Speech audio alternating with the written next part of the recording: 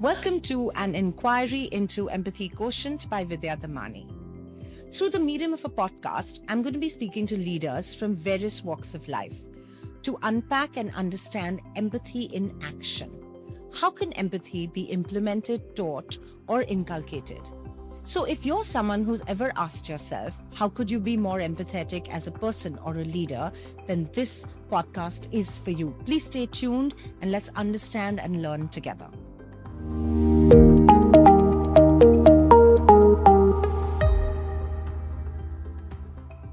I would like to very warmly welcome Dr. Murthy. Dr. Murthy has over 4 decades of industry experience as an HR professional. He has worked with Coca-Cola as the head of HR India as well as South Asia. He has also worked with Taj as the global HR head. Other than being an HR profession, he's got a doctorate in strategic management and is also a lawyer. At the moment, he serves on many companies as an independent director. He's also a resident director at Georgetown University. Hello and welcome. Welcome, Mr. Murthy. Thank you so much for coming on this episode. I know I'd have to humbly accept that it is above my pay grade to be sitting here with you and talking about a topic which is absolutely your area of expertise. First of all, thank you very much for having me here. It's a privilege, like I said. And as regards pay grades, I don't really believe in any pay grades. And if I'll have to put this into context, I'm a retired person. So certainly, your pay grade is much above my pay grade, is how I look at it. Okay, we'll accept Thank you very that. much. And I also want to compliment you for doing this work. Thank you. So this is such a great thing that you are doing. You are touching upon a subject which is so very important. And I truly compliment you for doing this podcast. Thank you. That's very encouraging because there is so much content out there that sometimes you wonder that do you need to just add one more to that. So that was my hesitation actually. And I just want to explain why Mr. Murthy is so important for me to have this conversation with you. Is, there's this phrase that a book finds you. And that's what happened to me because I've been thinking about this whole idea of inquiry into empathy quotient for nearly 2 years now. And there's a friend of mine who gave me a book which is called The Power of Humility, where you have interviewed over 30 leaders and including the likes of Ratan Tata, Leena Nair, and many more very, very established leaders. And that book really made me, when I read it, and you talk about this fantastic idea of humble high achievers and how humility is kind of rewriting the way leadership is looked at, and it's no longer the hero archetype that we should be focusing on. So if that segues into my first question, actually, what does empathetic leadership look like to you? Yeah, empathetic leadership. I think that, like you said, so many people have said so much about empathy. But actually, when it comes to empathy, at times I wonder, do we really understand what empathy is all about? And especially when it comes to leadership. So many times we wonder, is there any empathetic leader left out in this world? This is where my investigation or inquiry got me into writing this book. I went around interviewing several leaders, asking questions as to, how would they behave under different circumstances. This is where I finally fumbled upon this subject, humility in leadership. And coming back to empathy, you would have seen it in my book.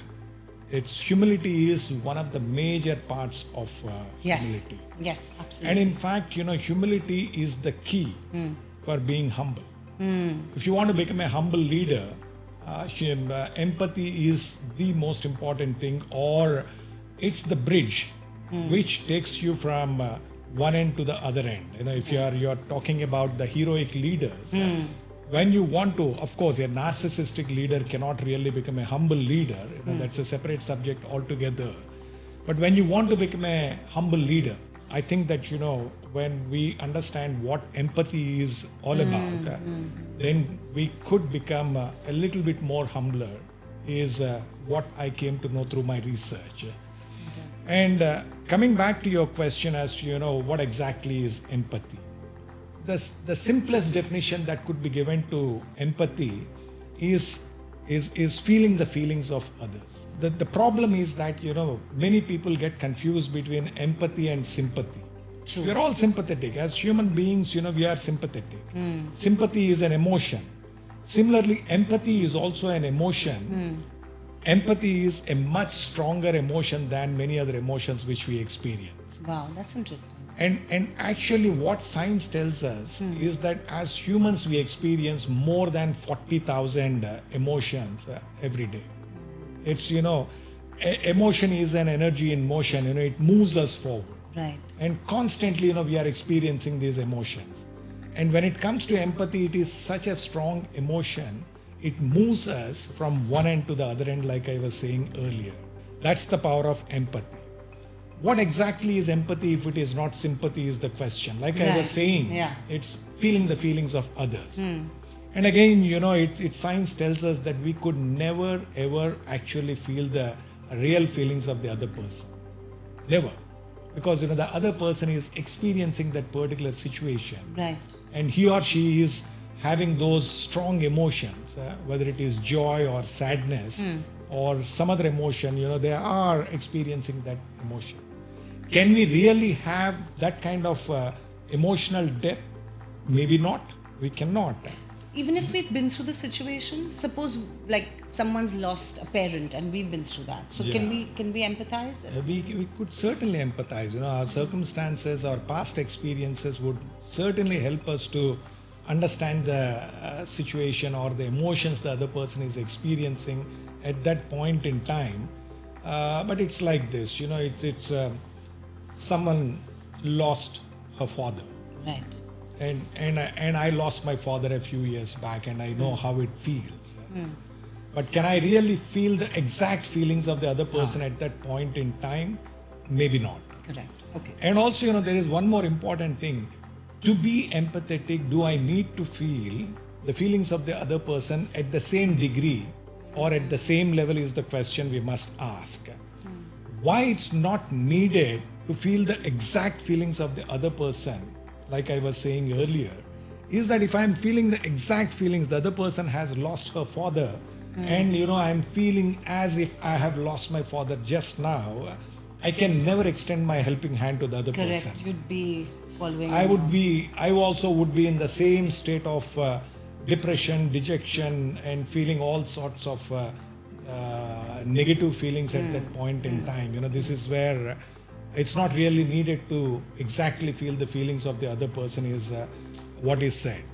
I remember one thing, somebody told me several years back this particular thing. Sitting in a well, when you imagine metaphorically, when you imagine a well, it's like going down deep and sitting there and not knowing as to how you could come out of that well. Right. That's the kind of a feeling that person is in.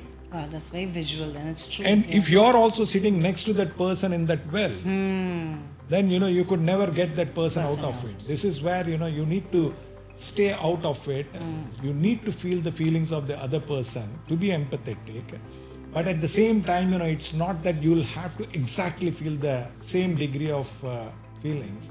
When we speak about empathy, it need not necessarily be a sad situation. Right. It could be, a joy, sharing the joy of the other person is also empathy. It's feeling the feelings of the other person is empathy. Right. Someone got a promotion. Can I really feel the joy the other person is experiencing? Right. So this is where it takes me out of, when the other person gets promoted, I could as well feel jealous. I could be angry with my managers. I could have all those negative emotions because the other person got promoted. But when I'm empathetic, I won't be having these negative emotions within me. Right. It's that sharing the joy of that other person. Right. So this is the beauty of empathy. It creates positivity all around us. And also in my book, I talked about two frameworks, Apple and Image. Right. And empathy is it is specifically mentioned in the path showing. There is a chapter on path showing. Right. Empathy is one of the attributes which was discussed as part of path showing. Right. right? Which means what? When you are empathetic, it shows you the path Path. in the right direction. Correct. I think the other reason that also led me to it is, there's this phase that you don't leave an organization, you leave a boss or a manager. And increasingly, the need for creating a safe space, especially in a work context, is becoming very important. And maybe that slightly conventional way that someone can just shout at you or someone can make you feel very, incompetent through their words and their behavior and would get away with that. So that is kind of changing in the workforce that, as we know it today. And which is why I want to ask you from a conceptual level of empathy to when have you seen it in action? When have you experienced it firsthand?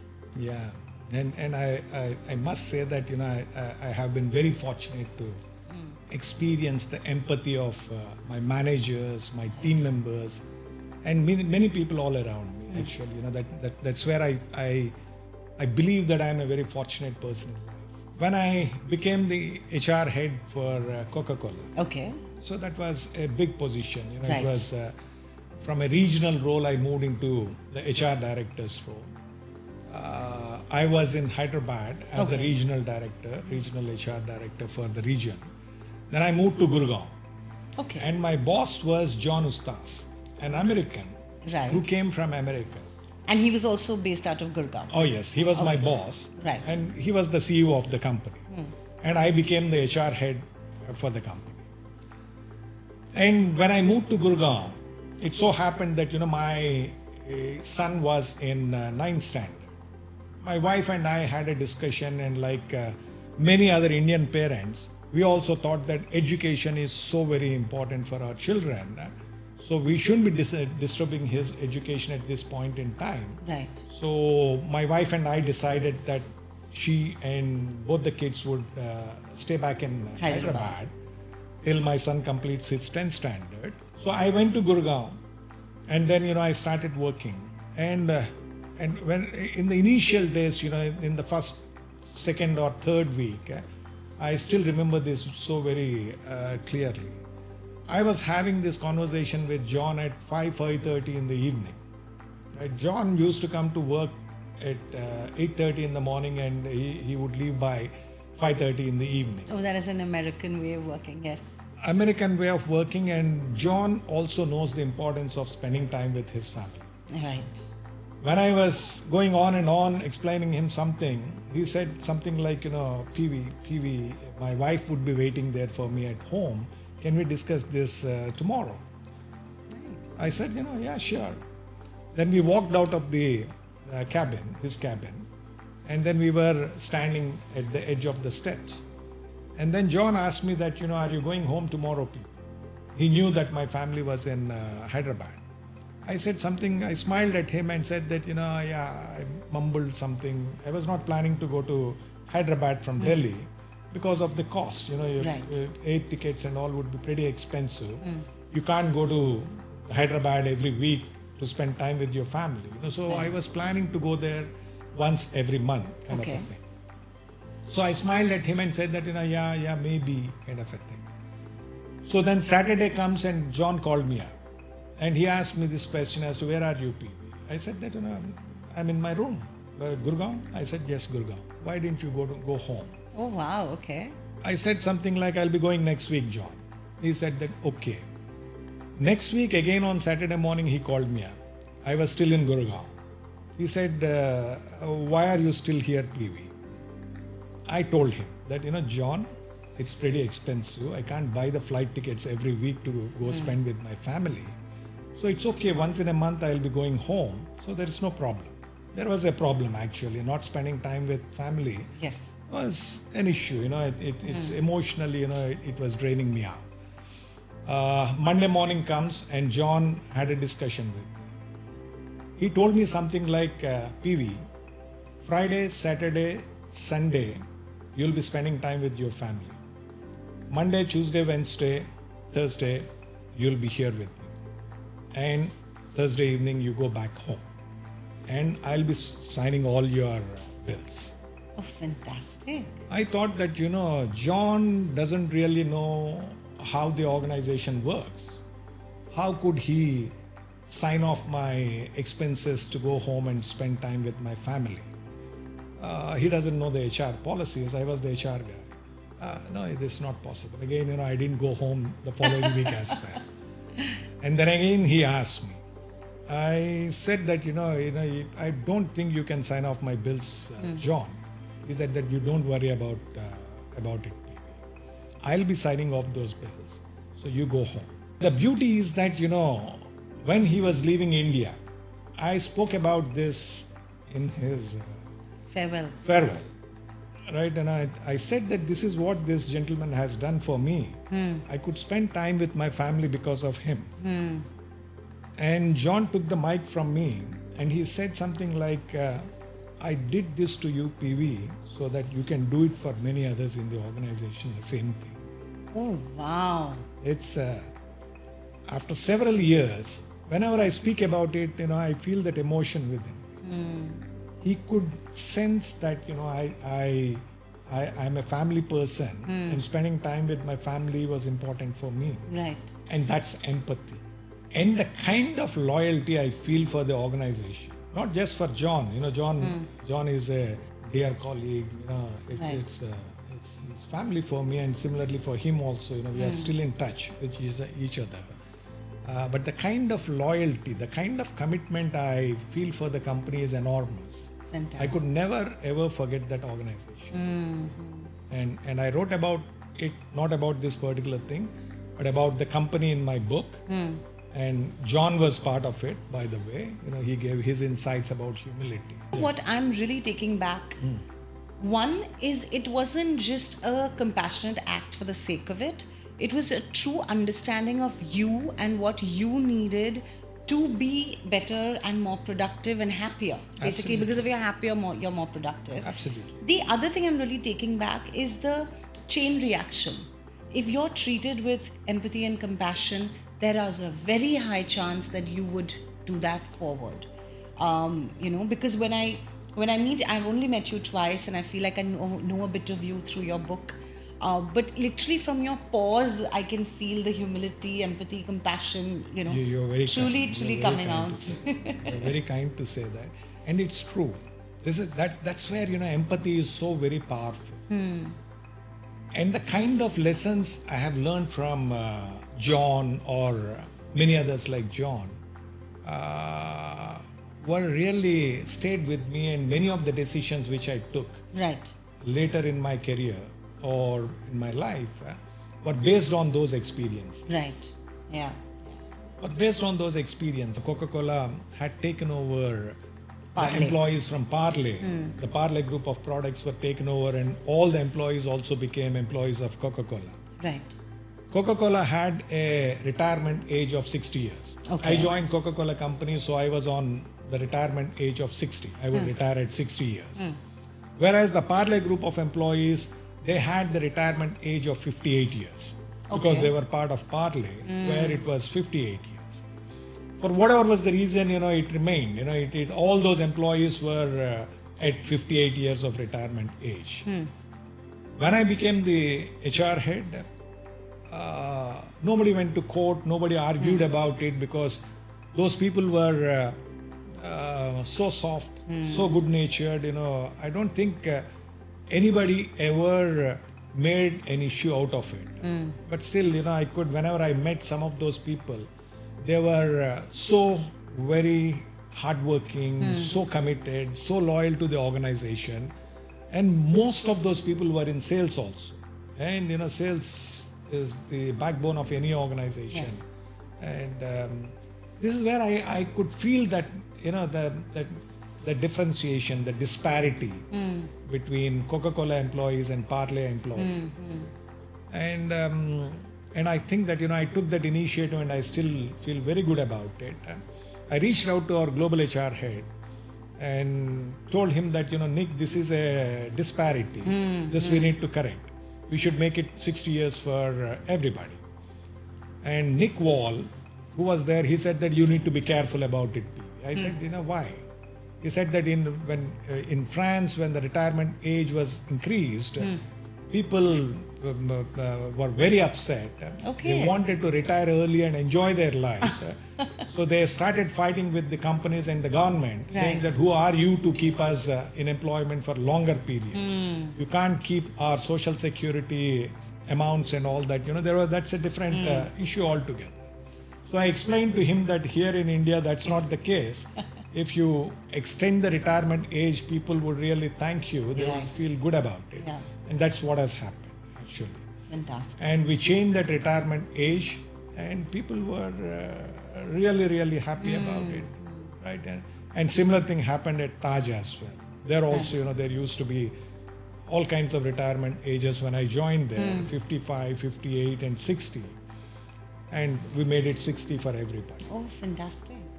And I makes think that, sense. look at where the organization is now. Yeah. It creates the feeling of oneness. Oneness, yeah.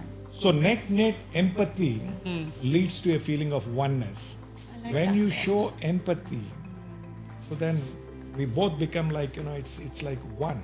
Wow. It's, we are aligning ourselves through our emotions. That's the power of empathy, is what I believe and what I have experienced in my career.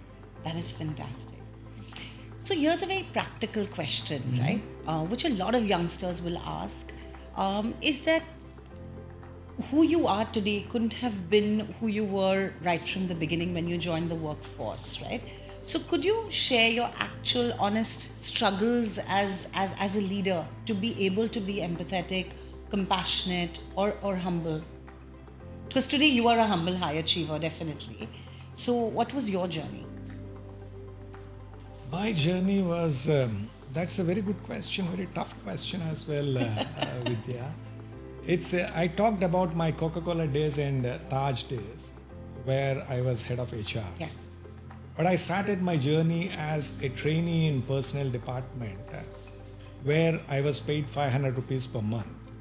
Right? It was, out of this 500 rupees, I used to send some money to my parents. They never asked for it. I used to send some amount, some 150 rupees. I used to send it home. And with the balance money, I used to manage myself. And there were those situations when, towards the end of the month, you had to manage with a soda and banana. I had seen lots of ups and downs.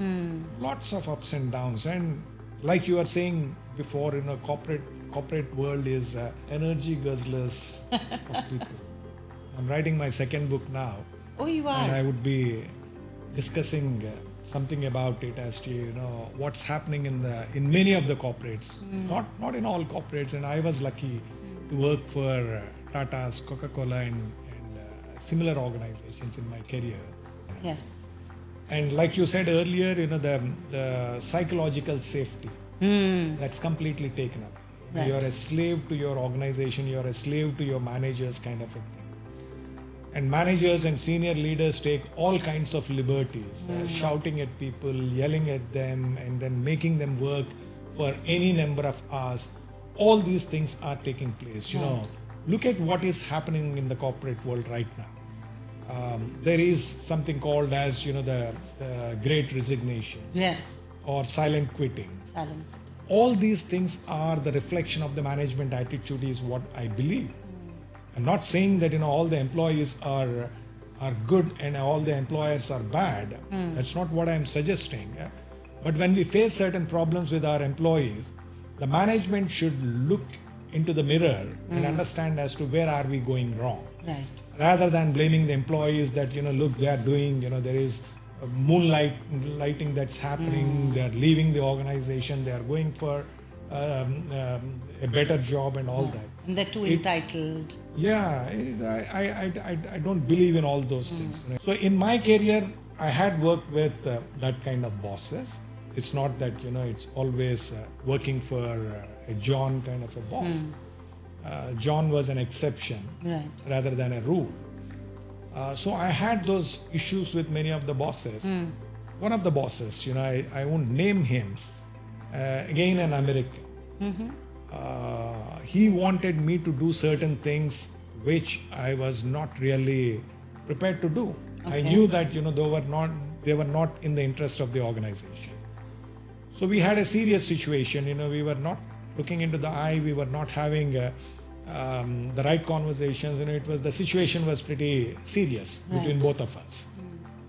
When this boss of mine, when he reached out to the headquarters and said that he is not good enough, we should take him out. The headquarters reached out and engaged a consultant. The consultant came from US. Wow. Okay. And she did several interviews with people within the organization, and then a report was put together, and of course several tests were psychometric tests were conducted with me. This is in Coca-Cola. This was in Coca-Cola.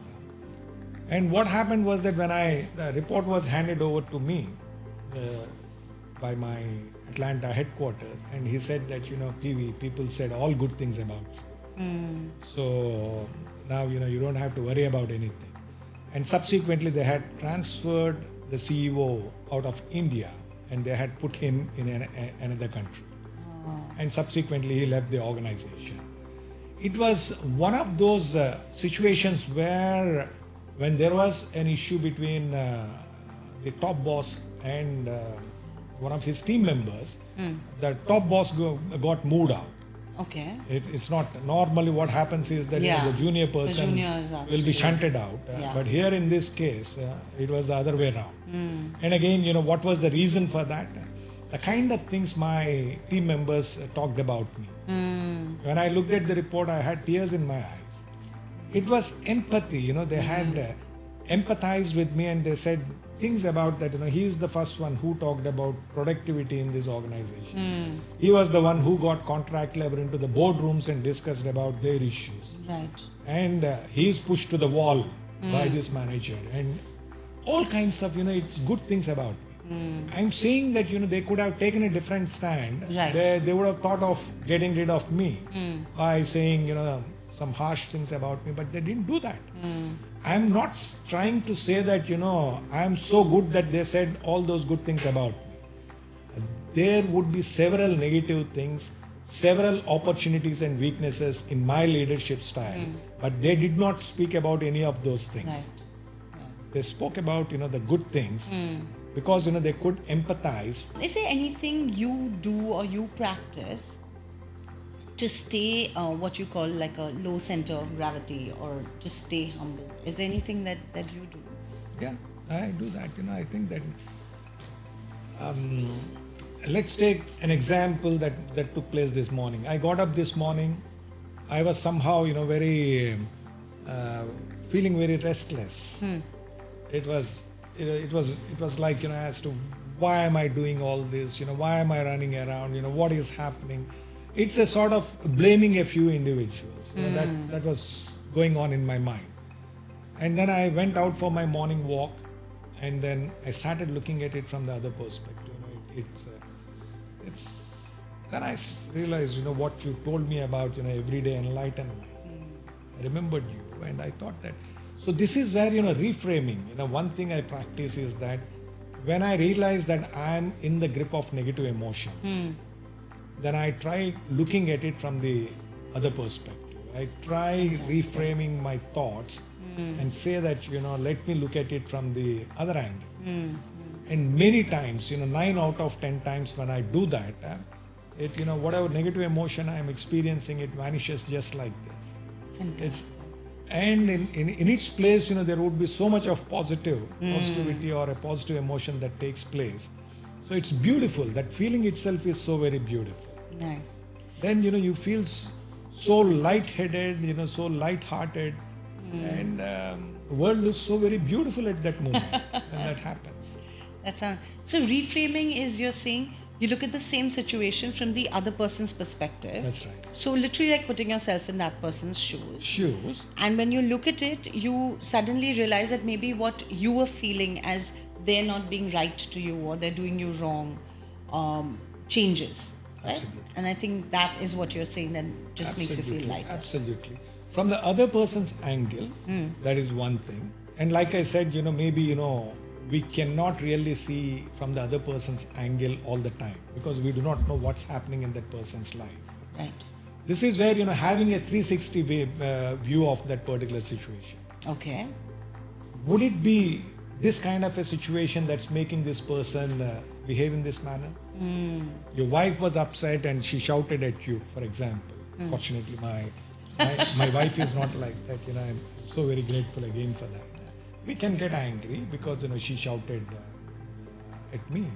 But at the same time, when we start looking at it, take that 360-degree view and understand as to what could be the reason for her shouting at me, for her getting upset at me. There could be several answers that could come up. All these could be hypothetical, but would it be the reason that she is not feeling well? Or is it because she is missing her kids? Or maybe, I was not home. Maybe, she wants to spend more time with me.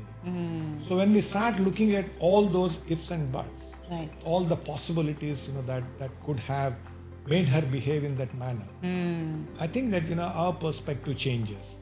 But can we do it with our people at the workplace? Right. It could be with our manager, it could be with our subordinates, it could be with anybody on the street. It could be with someone when you are traveling by bus, by tram, whatever. Correct. So, I think that, practicing that kind of a reframing. That is to a change my fantastic and a very, very practical tool. And I really, really like the idea of that. Yeah. Thank you for sharing that. Because one big thing I want to, try and do through these podcasts is what are the tools that one can use to become more empathetic, or even if they're doing it for their organization, Yes. how can you really do that? Yeah. But another very important question is, how does one remain empathetic when you have to take tough calls, right? Yeah. So when everything is great, it's easier. For example, I'm sure the toughest part of your job is to let someone go. So could you share any, incident where you were able to do that in an empathetic way? Yeah. Yeah, you are absolutely right. That was the toughest part of an HR person's job, letting someone go. I think that, unfortunately, I have done several of those things in my career. That's part of my job. But fortunately, never ever I never had any bad feelings about the other person. Okay. It could be any kind of a misconduct that the other person had committed, which was proved. But I always looked at it from the perspective of, it was an act which was done by the person, and it's not the mistake of the person. And this is again where reflecting on our own mistakes. Nobody is perfect in this world. If you ask me to mention my own mistakes in life, perhaps the time is not good enough. One full day is not good enough. So this is where, it is not doubting the integrity of the person, having that respect for the person while dealing with the situation on hand. Is how I always looked at it. And to tell you, many of the times, when I had these tough conversations with the people, the conversations ended up wherein, we became good friends, stayed in touch with each other. And also, I was talking about compassion, which follows empathy. This is where, it is when I'm not blaming the person, I'm looking at it as a mistake or an issue that took place. I think that, my perspective gets changed. Wow. Then the thinking would be, how could I help this person? It could be by asking the person to use your name as a reference, or calling up some people to see whether another job is available somewhere else in some other organization. And fortunately, I never had any serious situation wherein it results in a court case or something like that. Never it happened. No. But I really think what you have said is so valuable, that if you're not angry with the person, you've separated the person and the act. And I think that there's a lot of wisdom in doing that. Yeah. And if more people could achieve that, definitely there would be a huge change in the corporate environment. Yes. And I want to add one more thing here. many times, saying these things, or when we read this in a book, it sounds so very logical. But like we were discussing, we are humans and we have all those emotions, and we are Yes. guided by our emotions. And many times, our mind also gets hijacked. The brain gets hijacked, which is known as amygdala hijack. When we are in a fit of anger, Anger.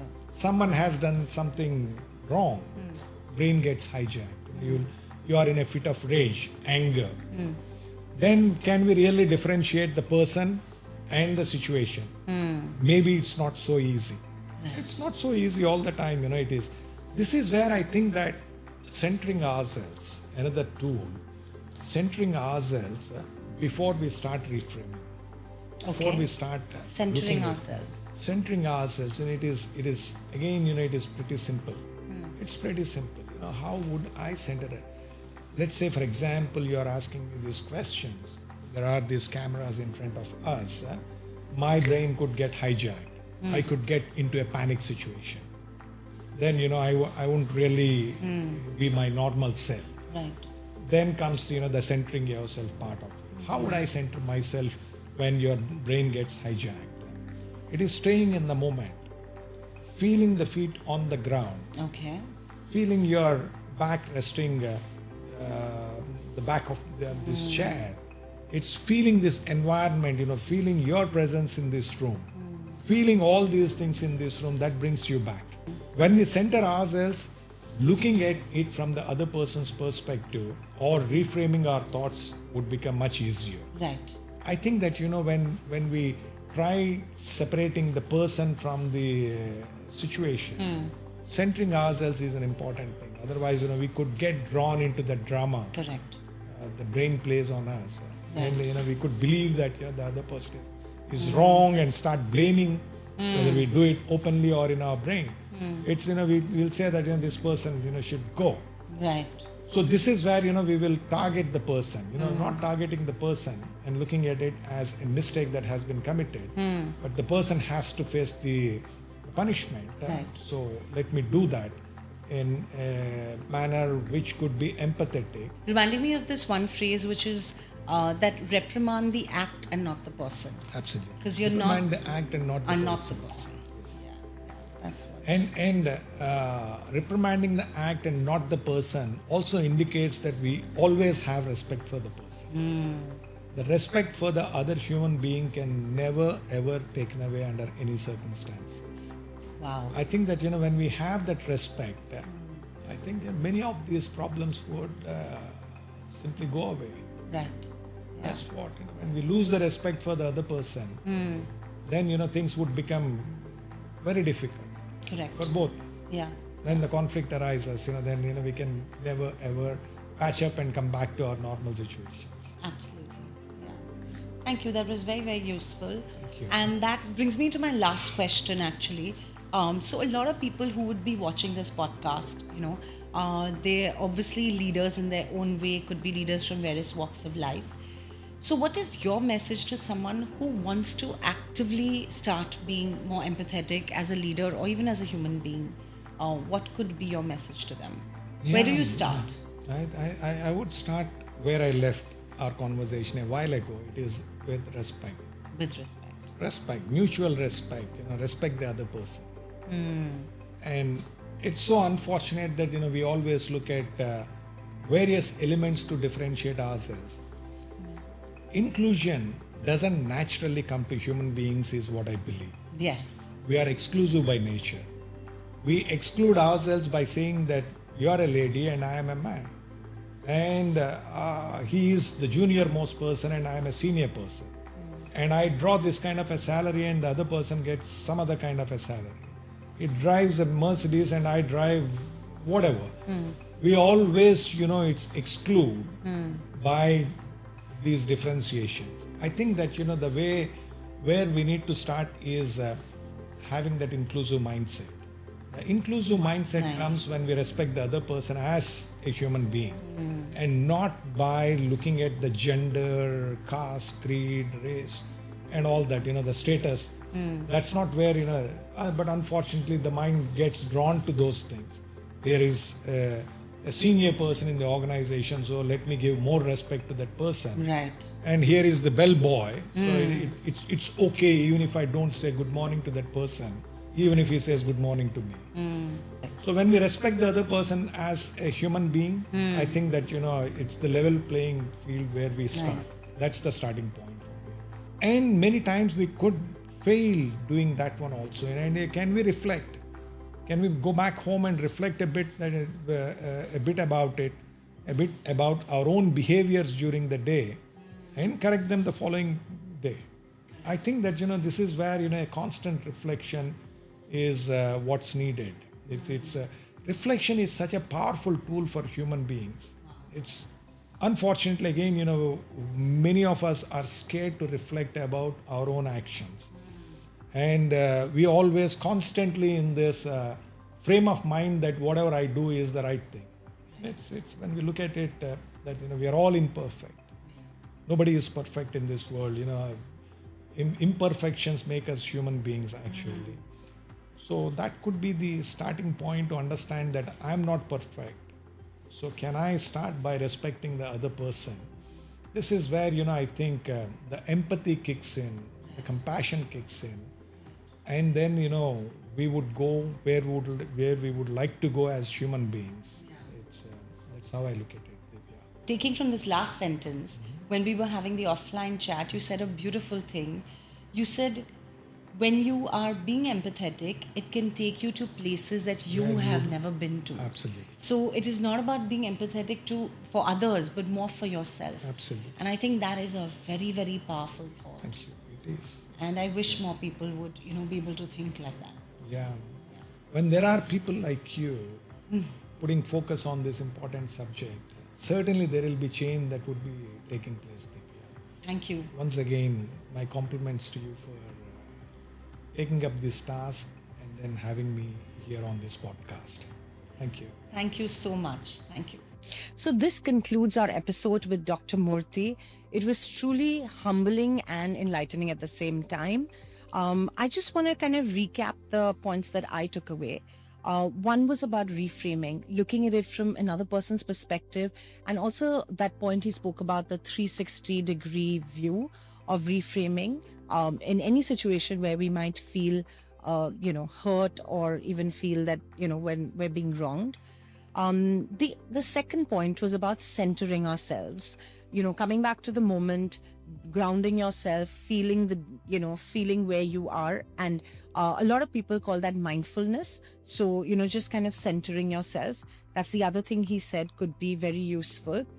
Third, he spoke about inclusions, not to look at people, like different from us, lower than us, above us, but to be inclusive in our perspective. Fourth, very important, and I think he repeated this many times, was respect. I know it's not easy. I myself can't feel respectful towards someone all the time, but I think that was a fantastic point that he said about respect, and how you can disagree with someone, but you don't need to be disrespectful. And the last point is about distinguishing between a person and the act. So yes, we are all working. There are people who make mistakes. We make mistakes. But how do we distinguish the person from the act and not be angry with the person, but in a way, reprimand or whatever correct course of action for that act should be. So these are some of the points that I took away. I would love to hear your thoughts, your comments, and anything that can make me do a better job. Please do share in the comment boxes. And if you'd like to write to me personally, you can do that as well. Thank you very much for tuning in, and do tune in to the next episode.